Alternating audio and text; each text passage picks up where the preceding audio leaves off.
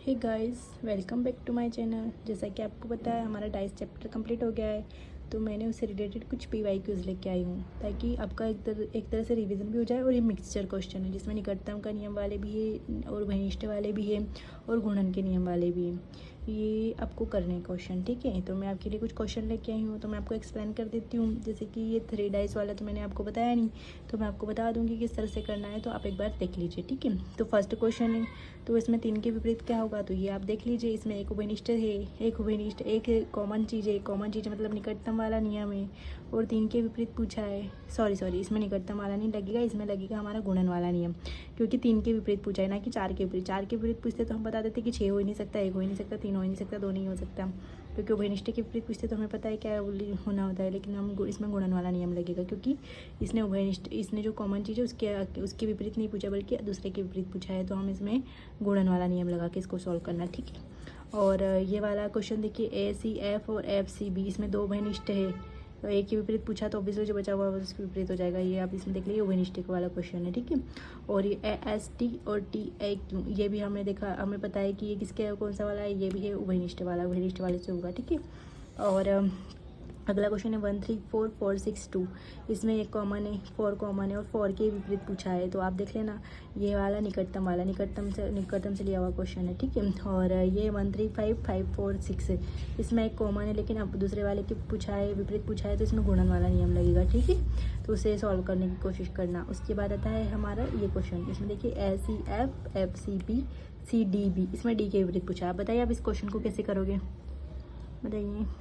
तो इसमें आप इस क्वेश्चन को नहीं कर सकते, क्योंकि आपको पता है कि डी केवल मतलब डी, इसमें कोई डी नहीं दिया हुआ, इसमें भी डी को नहीं दिया, इसमें डी को दिया है। तो हम इन दोनों को आपस में कंपेयर करेंगे, तो इसमें पता है कि ए बी के विपरीत क्या आ जाएगा, हमारा ए आ जाएगा, ठीक है। अब हम इसमें और इसमें देखेंगे तो केवल एक ही कॉमन वर्ड है, एक ही कॉमन वर्ड हो रहा है, ठीक है। लेकिन अगर हम सेकेंड वाले को देखेंगे और इसको थर्ड वाले को देखें, तो हम इसमें देखते हैं कि एफ और सी, ये सॉरी ये बी और सी, ये दोनों कॉमन है। इसमें बी और सी दोनों कॉमन है, और हमें तीसरे के अपोजिट पूछा है, तो डी के विपरीत।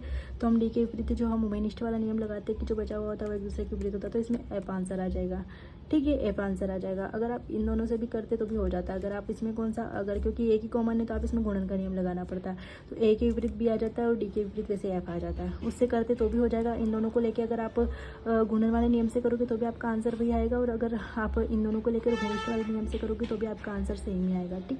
तो ये आपका क्लियर हो गया होगा, ठीक है। और ये दोनों मैं अभी आपको स्किप करती हूँ, पहले नीचे वाले देख लीजिए। ये मैंने स्टैंडर्डाइज के क्वेश्चन भी दिए हैं, मुझे लगा कि आप भूल ना जाओ, इसलिए उनको भी याद रखना काफ़ी ज़रूरी है, क्योंकि नॉर्मल एग्जाम में ये क्वेश्चन पूछते हैं, ठीक है। ये भी क्वेश्चन पूछे जाते हैं।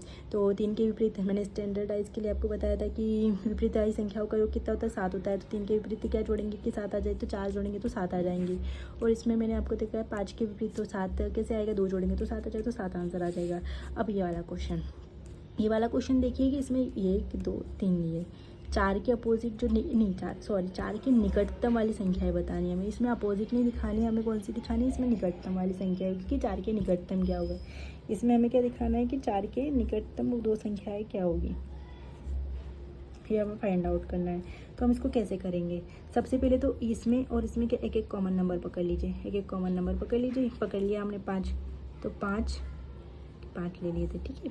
उसके बाद इसको क्लॉकवाइज घुमाएंगे, इधर 2 और इधर क्लॉकवाइज घुमाएंगे तो 3, तो 2 के अपोजिट क्या हो जाएगा, 3 हो जाएगा, ठीक है। अब 2 से पकड़ के घुमाएंगे तो यहाँ पे क्या आ जाएगा 4, और इधर 3 से पकड़ के घुमाएंगे तो यहाँ पे क्या आ जाएगा 1, तो 4 के अपोजिट क्या हो जाएगा 1 हो जाएगा, ठीक है। तो अब हमें क्या बताना है, 4 के अपोजिट यदि 1 है तो 1 तो उसके निकटतम आ ही नहीं सकता, क्योंकि अपोजिट तो पीछे बैक साइड में होता है, इसलिए 1 तो आ ही नहीं सकता। अब जिसमें आप ऑप्शन से कर सकते हो उसको, जिसमें 1 1 है उसको कैंसिल कर दो, तो ये भी नहीं होगा, ये भी नहीं होगा, ये भी नहीं होगा, तो आंसर क्या आ जाएगा हमारा 3 और 5, ठीक है। इतना ईजी था, कुछ ज़्यादा रॉकेट साइंस वाली चीज़ नहीं है, काफ़ी इजी क्वेश्चन था। देखिए मैं एक बार और एक्सप्लेन कर देती हूँ। हाँ, इसमें हमें ये लास्ट वाला लेना है, क्योंकि इसके तरह इसमें केवल हमें एक ही नंबर दिया हुआ, 2 हमें फाइंड आउट करना है, तो इसको तो आप छूना भी मत, इस वाले बॉक्स को छूना ही मत, ठीक है।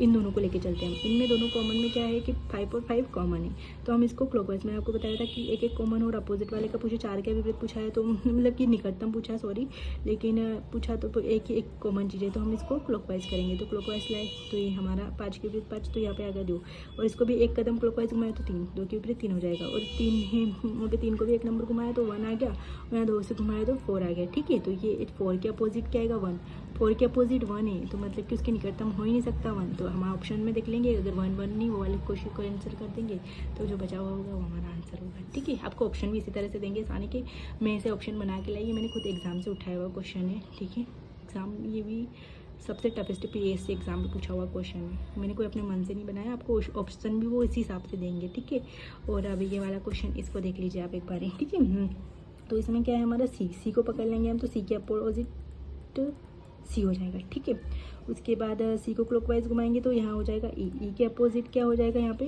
ई के अपोजिट, क्योंकि हम सी को इधर क्लॉकवाइज घुमाएंगे तो बी हो जाएगा। ठीक है, अब ई को पकड़ के घुमाएंगे तो यहाँ डी, तो अगर हम बी को पकड़ के घुमाएंगे तो यहाँ ए हो जाएगा। ठीक है, और हमसे क्या पूछा है, एफ के निकटतम कौन सा होगा, अब यहाँ पे एफ तो कोई आया ही नहीं, अब हम ये भी नहीं बता सकते कि एफ की विपरीत ये होगा, तो इसमें हम ऑप्शन में माइनस कर ले, लेकिन इसमें क्या कहा गया, ई के अपोजिट क्या होगा, बी, क्या ई के अपोजिट बी होगा, तो क्या ई के साथ में बी होगा, हो ही नहीं सकता, तो ये वाला हमारा कैंसिल हो गया। ठीक है, ये वाला कैंसिल हो गया हमारा, तो ये वाली चीज़ तो हमारी कैंसिल हो गई। लेकिन हमें एक और चीज़ पता है आपको, यहाँ पे क्या क्या दे रखा है, क्या क्या चीज़ें आ गई, A B C D E, तो ऑब्वियसली सी के अपोजिट क्या बचा हुआ है, कौन सी बची हुई संख्या है जो सी के अपोजिट में आ सकती है, तो ऑब्वियसली एफ है वो सी के अपोजिट में आ सकता है।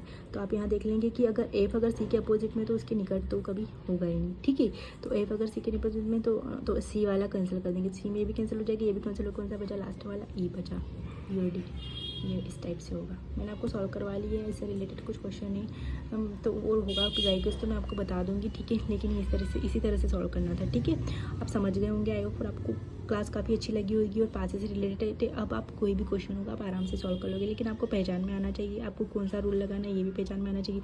देखो मैंने आपको बताया तो गुणन का नियम काफ़ी इंपॉर्टेंट है, उससे काफ़ी ज़्यादा मतलब कि बहुत सारे क्वेश्चन होंगे ना जो होगा कि आप किसी से सॉल्व नहीं हो रहा तो आप उसमें गुणन का नियम लगा के देखना, वो ज़रूर सॉल्व हो जाएगा।